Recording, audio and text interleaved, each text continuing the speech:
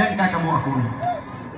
Jadi cocok sebuah intisari daripada hadis kuno yang bahawa Nabi Nuh khilaf pendapat umum. Nah yang pegah Nabi Nuh 80 tahun.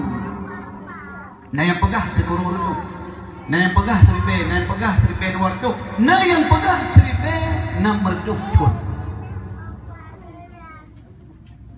Tajuk 1000 betul bila dah.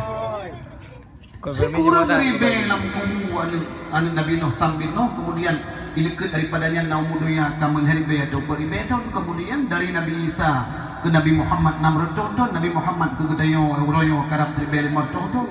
Karab dari beton yang terjawab umudunya yang kamerentang dalam hadis kuno.